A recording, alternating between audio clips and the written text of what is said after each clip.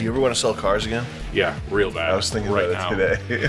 Fuck, take a job tomorrow. How fucking funny it is. I got a job selling Lexuses, 120, 140 a year, Boston. You should come with me. Lexus of Hingham. Hingham. The only thing that was a hurt change was you got to be clean shaven. Not doing it. Toyota pickup trucks are the best customers. Guys who buy Toyota 4Runners. I don't even. Maybe not. I barely sold any of those. People like, I guess because it was near Boston, maybe. But Yeah. I think I only even showed those cars like 5 or 6 times. Yeah, it was all what, Prius lease. Yeah, there's a ton of Priuses, a ton of Camrys, Corollas. Prius lease. Prius was a big one.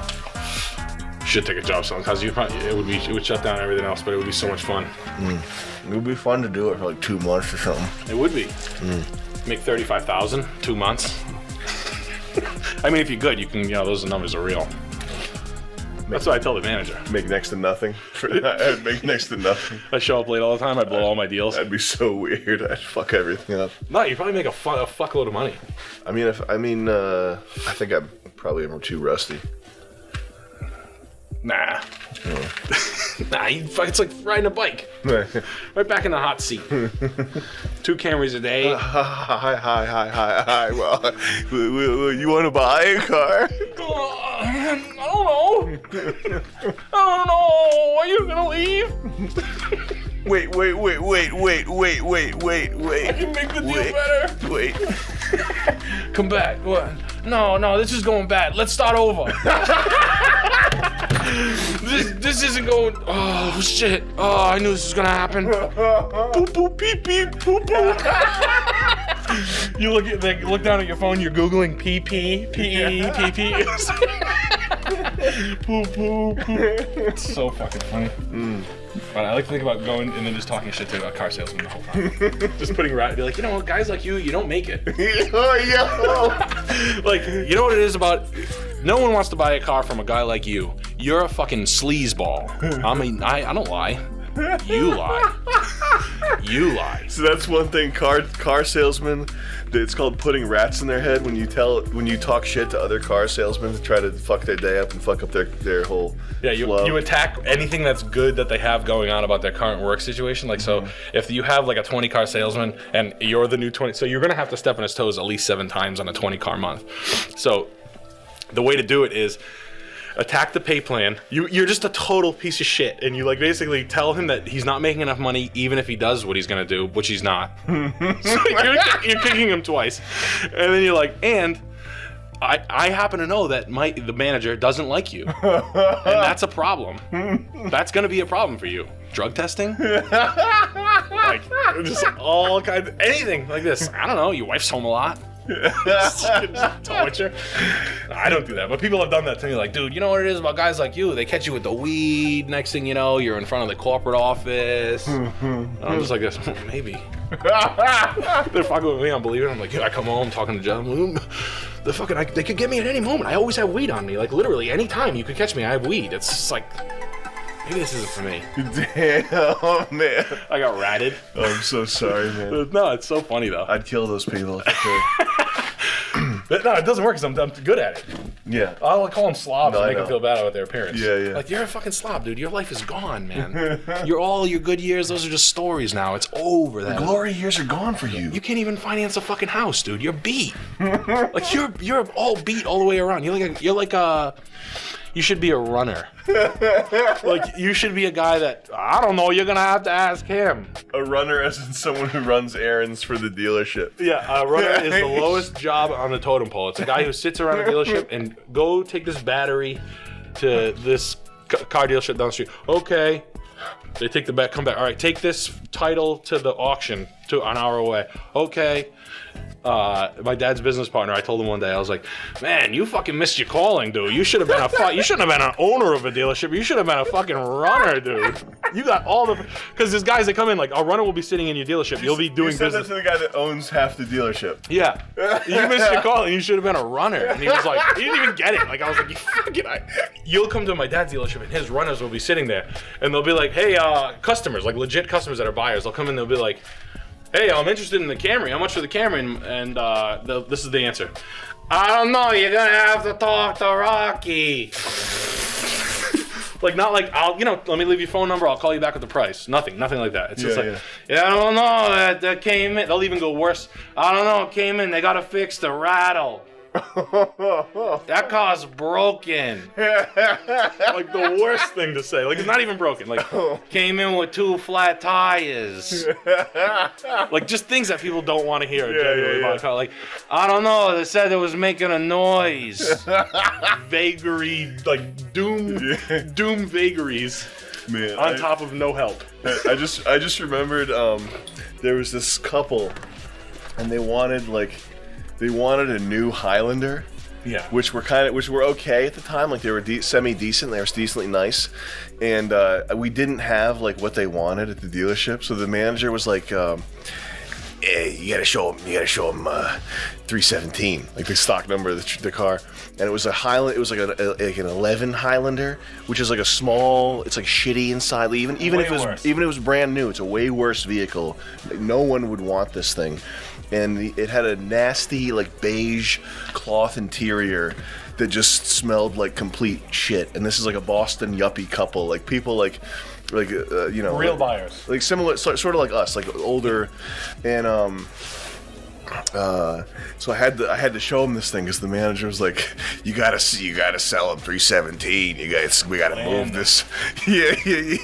Move this beige piece of shit that no one wants. Yeah, and the inside of it smelled like a smoky diaper. Like, it was so disgusting. Cloth interior, and but they were to be nice. They like drove in this thing and like sat in it, and Then I was like, all right, you don't want this, right? We got to figure something else out. And I went back to the manager, and the manager's like, well, tell them if the smell bothers them, put the ozone machine in overnight. So they kept going along with it. We put the ozone machine, which is like a air purifying thing. They went through. They made a deal then. No.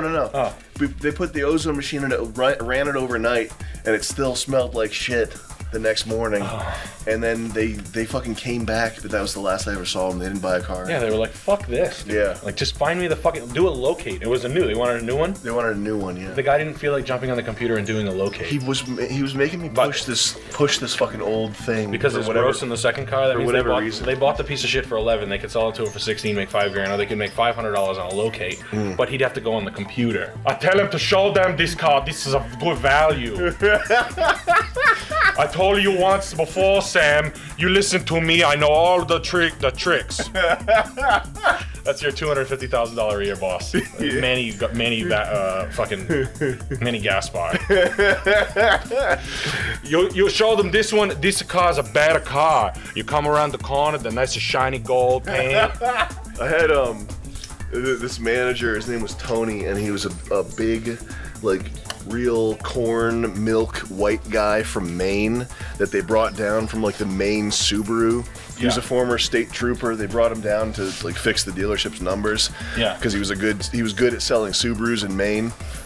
And so he gets down to the Toyota dealership, and we're like selling a used, like, falling apart Toyota Avalon to like some Haitians.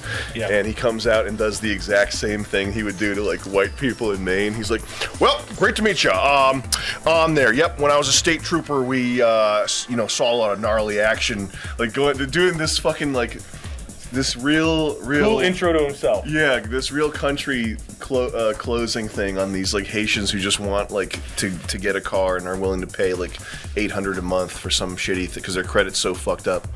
Yeah, Haitians love Avalons, man. They do. They look nice cars. And did it work? Well, those people were so desperate in that case to get financed that they ended up getting financed, and that was fine. But I think there was one time where there was another like yuppie couple, like very clean cut Boston young group of two people, a guy and a girl, and the guy had like a Seiko watch on, and like Tony had like a Citizen watch on, and Tony was like, nice Seiko diver there. Yeah, I'm a real watch fag myself. And I was like, oh my god, that's brutal. That's so hard. That was the main guy? That was the main guy, yeah. I'm a real watch fag myself. Yeah, I didn't show Sam. Get me a banana. Show them how I can suck on a banana. Like, I'm a real watch fag myself. I'm literally wearing a butt plug right now. Oh, check it out. He pulls down his pants. He's got a jockstrap on. Check me out. And then he goes into the craziest gay tirade ever. Oh, check me out. Puts lipstick on and fucking dives through the window. He's watching the Cure videos 3 desks away. With like a Rolex GMT on or something. The Pepsi. Mm-hmm. I made a business card one time and I put like all old car salesmen to call me with this number, email me your stories with this number. And I got a few a few crazy ones. They were just mostly like coke fueled crashing of demos. But even that's nuts too. Like we don't even have friends that are like, yeah, a friend did a whole bunch of fucking drugs and drove a car through a fucking CVS. Yeah, I guess the heyday of car sales was probably the 80s and 90s. Yeah, you could do things back. You can't get away with anything now. Yeah. I like to think that I like them thinking that they still can though.